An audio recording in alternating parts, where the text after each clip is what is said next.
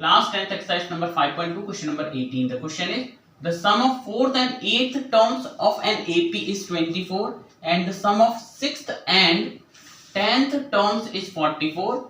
Find the first 3 terms of AP.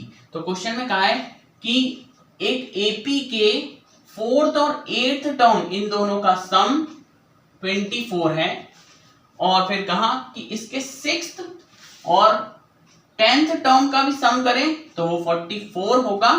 तो बताइए कि इनके पहले 3 जो टर्म्स हैं वो क्या क्या हैं।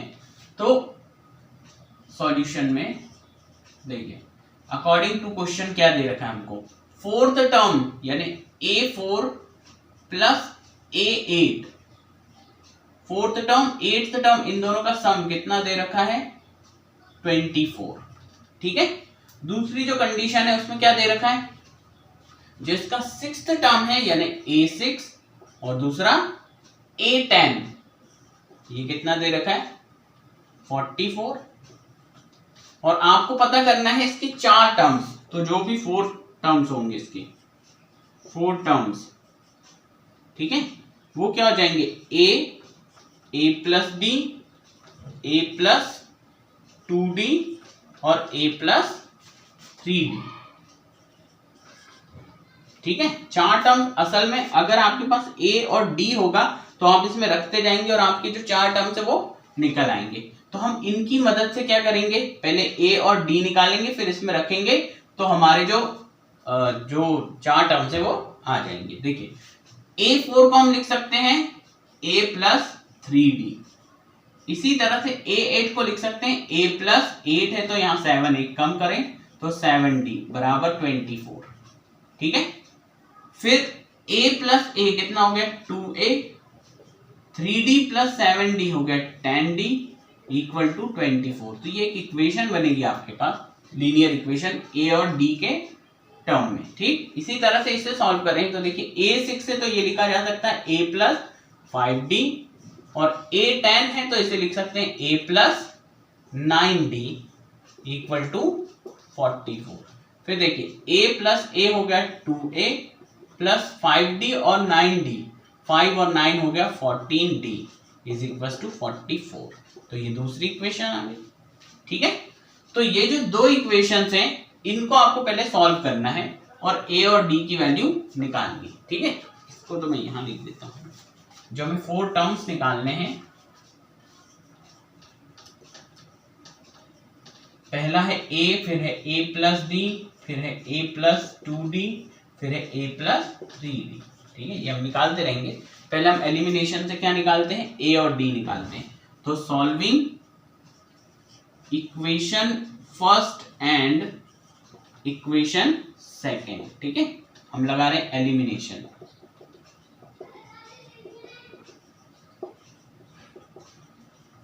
एलिमिनेशन मेथड लगाते हैं।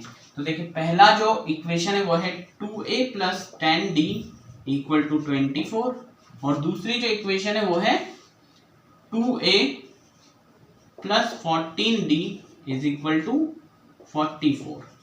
अब देखिए एलिमिनेशन में क्या करना होता है, तो पहले A वाले टर्म को हम सेम कर दें या D वालों को, तो A वाले टर्म तो बिल्कुल ही सेम है 2A और 2A है ना, और ये है प्लस का, कुछ नहीं है तो ये है प्लस का, तो एक प्लस है ये दूसरा भी प्लस है, हमको इस एक को माइनस बनाना पड़ेगा। मतलब हम इन इक्वेशन को क्या कर देंगे, सब्ट्रैक्ट कर देंगे।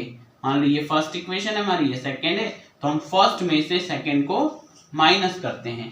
जब हम माइनस करते हैं तो क्या होता है, ये जो साइन है वो सब बदल जाते हैं, ये माइनस हो जाएगा, प्लस है तो ये हो जाएगा माइनस, और यहाँ भी कुछ नहीं है प्लस तो ये हो गया माइनस, यहाँ है प्लस। ठीक है, एक प्लस एक माइनस बिल्कुल सेम हो गए तो ये तो हो जाता है कैंसिल, प्लस माइनस माइनस, 14 में से 10 गया तो 4D वो भी माइनस का, क्योंकि 14 ग्रेटर है इसके पास माइनस साइन है, और इक्वल टू में प्लस और ये माइनस, प्लस माइनस माइनस, 44 में से 24 चले जाएंगे तो बचेगा 20, वो भी माइनस का, क्योंकि 44 बड़ा है इसके पास माइनस साइन है।